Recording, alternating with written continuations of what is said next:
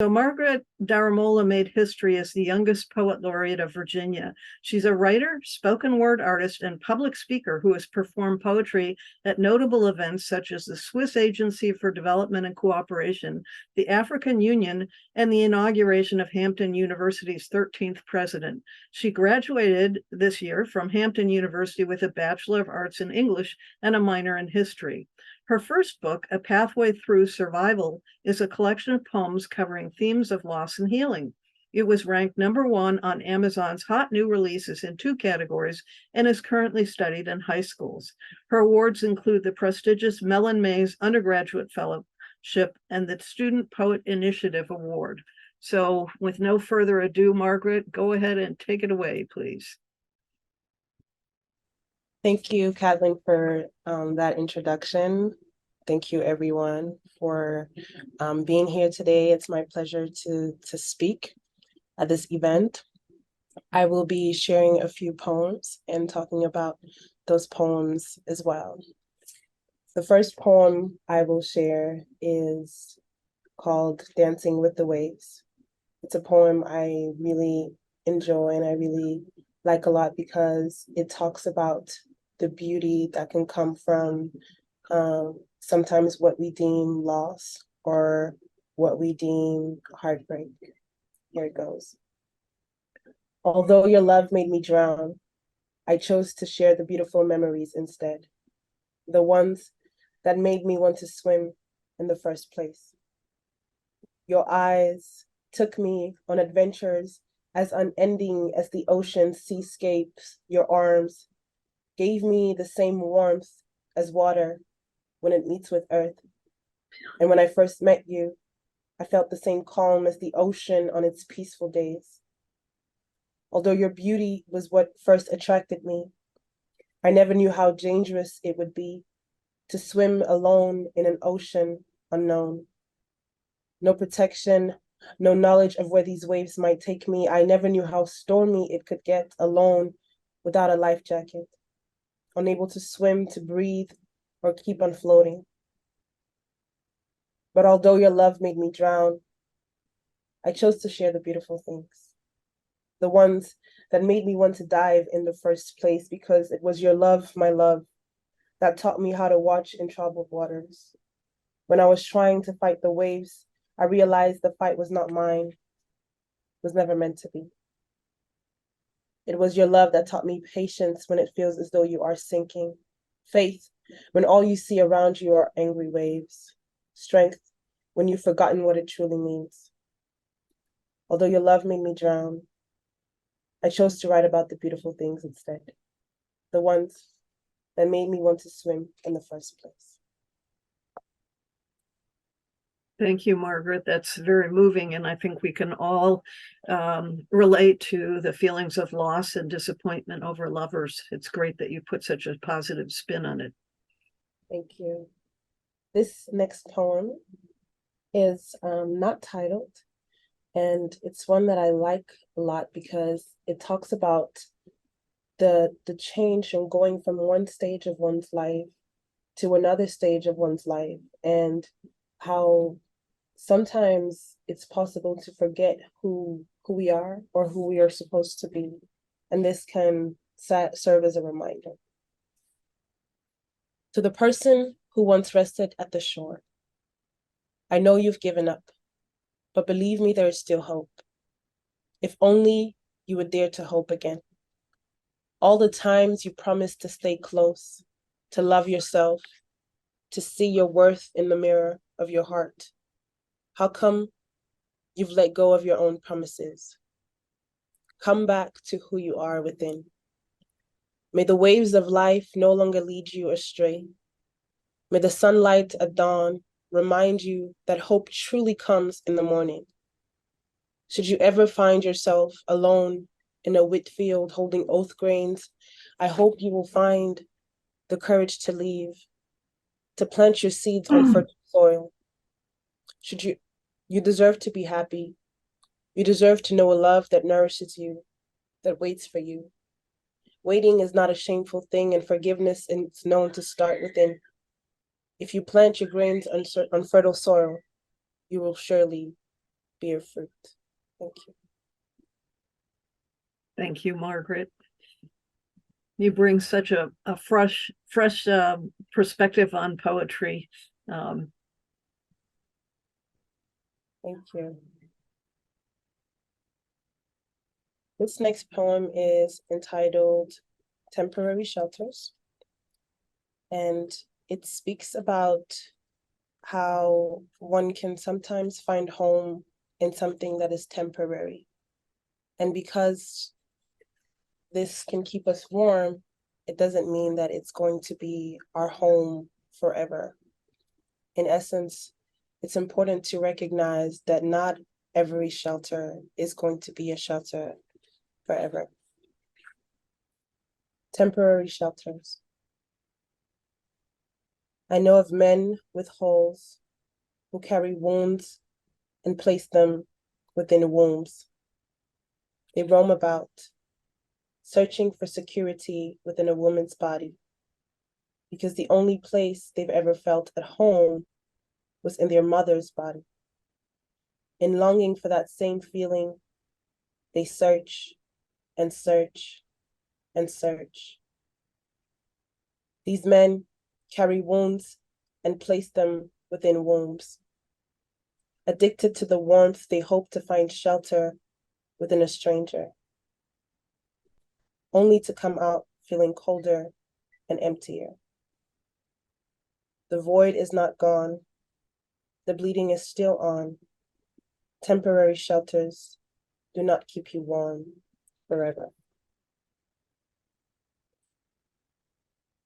And who doesn't need shelter occasionally? Thank you.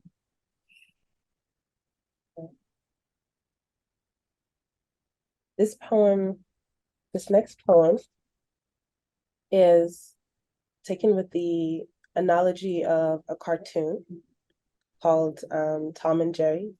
I believe we all know about Tom and Jerry, and we've all watched Tom and Jerry. But as I was young and as I used to watch Tom and Jerry, I grew older to realize that a lot of things that we see as grown-ups can also resemble Tom and Jerry, and how sometimes cartoons or the things that speak to our youth can also come back in our adulthood. And this is an extended metaphor. I hope you'll be able to find out what it's about. And if not, then I'll start. Tom and Jerry. I grew up watching Tom and Jerry. As I sat at the core of the living room, eye to eye with a TV that I saw but couldn't see me, I watched Tom chase Jerry and Jerry hide from Tom. They would often switch roles, run after each other, hide from each other, only to come right back and meet each other. I knew Tom would always have his way and Jerry would always run away without ever fully going away. At such a young age, I sat confused and wondered, what is it about Tom that keeps Jerry coming back again and again, hoping that this time she would catch him, finally have her way, and convince him to stay? I never really understood Jerry. Perhaps they were so used to the harm they caused each other that they learned to embrace it. They learned to accept it. No matter how much it confused the people who were there watching TV. Perhaps somewhere in their beginnings, they lived peacefully. Perhaps the Tom that I saw wasn't the one that she could see. Perhaps that is why it would take years for me to truly understand Jerry. I grew up watching Tom and Jerry, and I didn't have the luxury of changing channels or switching off the TV.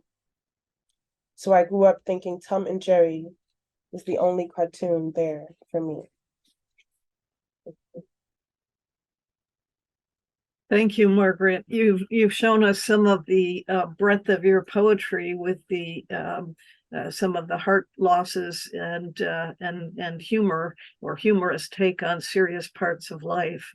So thank you very much for that. Thank you. This next poem is entitled Wanderer, and I wrote it a couple of years ago after a friend of mine that I had had for many years suddenly changed. And as I looked into this person's eyes that I had known for a very long time, I looked and I saw that I could not recognize this person anymore. And for a long time, I wondered what happened to this person. And because I was perhaps alone in this confusion, I wrote a poem about it, and it's called Wanderer. He came back home.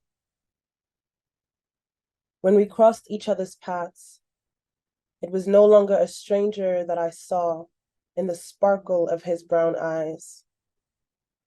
He came back home from a long and stormy journey. I wonder if he'll ever tell me the lessons he learned while he was away. I wonder how life treated him while he was long gone. But he came back home. I instantly recognized him in the crowd.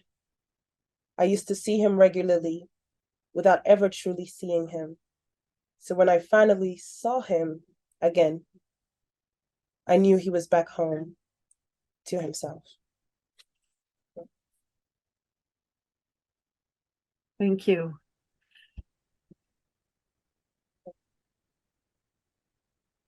This next poem is entitled When Winter Comes. And it speaks about how sometimes we don't realize that the flowers that bloom in the summer can go away when winter comes. So it's important to appreciate them and enjoy them while they're there.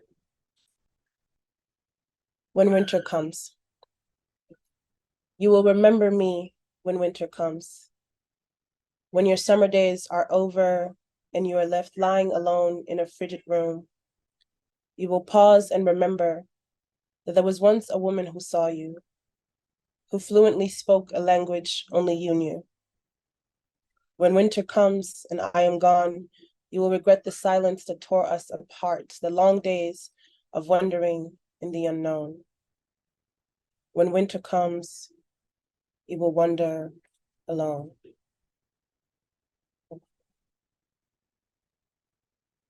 Gather ye rosebuds while ye may, right?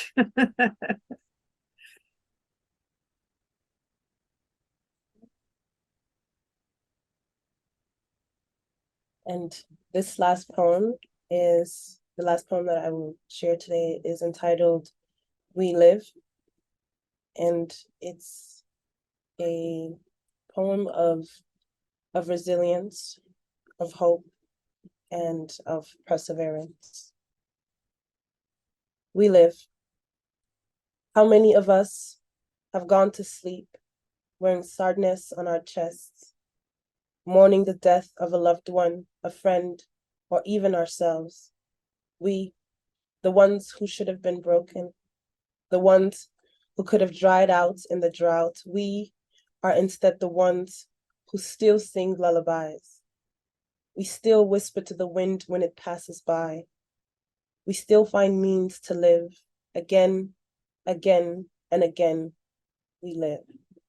Thank you.